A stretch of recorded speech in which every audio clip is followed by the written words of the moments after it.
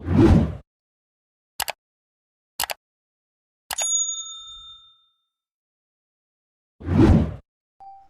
Friends, चलिए तो आज के हम इस वीडियो में घनमूल निकालना सीखेंगे, जिसको अंग्रेजी में क्यूब रूट बोलते हैं।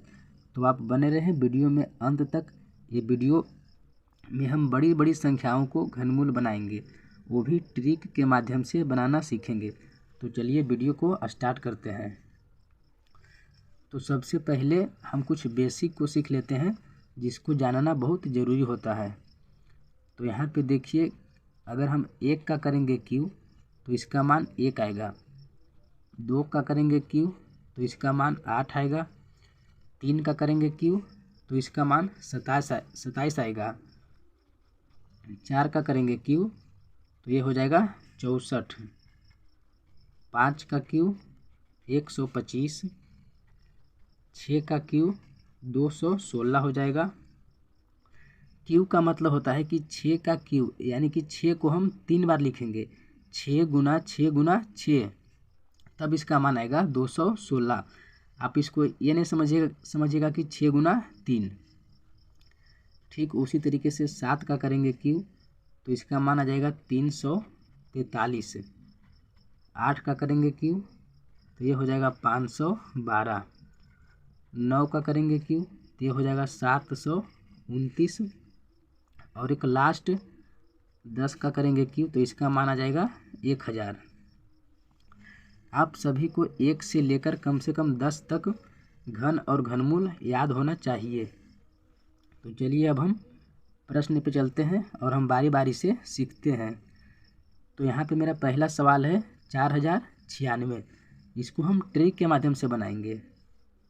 तो जब भी हम बनाएंगे तो सबसे पहले हम इस तरफ से, यानी कि पीछे से 3 अंकों का लगाएंगे जोड़ा। ये 3 अंक का मेरा एक जोड़ा हो गया। अब यहाँ पे देखिए, ये 4 मेरा अकेले बच गया, तो इसको हम ऐसा ही रहने देंगे। अब इतना लिखने के बाद इसका देखिए इकाई अंक 6 है। तो ये जो मेरा संख्याओं का समूह है, इसमें हम यहाँ पे खोजेंगे कि किसका इकाई अंक 6 है, यानी कि यहाँ पे खोजिए।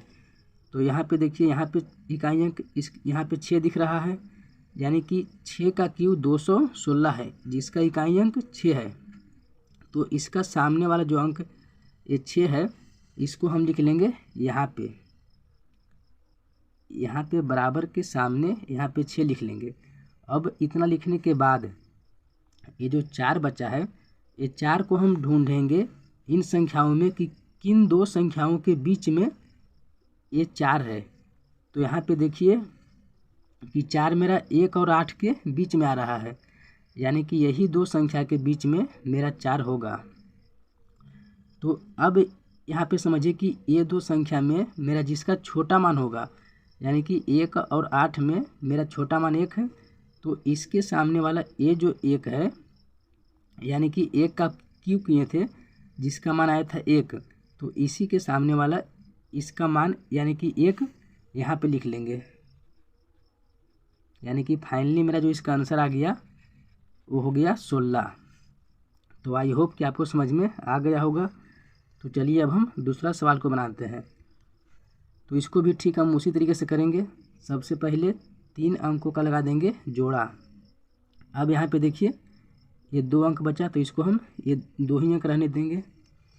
अब इसका इकाई अंक 4 है, तो ये जो 4 है इसको हम इन संख्याओं के समूह में खोजेंगे कि कहाँ पे इकाई अंक 4 है।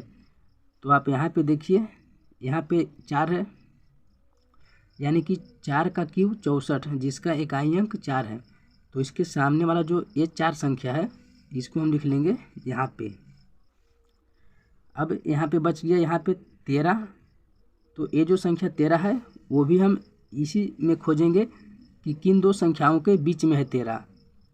तो यहाँ पे देखिए 8 और 27 के बीच में है 13, यानी कि यही दोनों संख्या के बीच में होगा 13। तो जो संख्या छोटा है उसी के सामने वाला संख्या को हम ले लेंगे, यानी कि ये 2 यहाँ पे हम लिख देंगे। तो इसका आंसर आ जाएगा 24।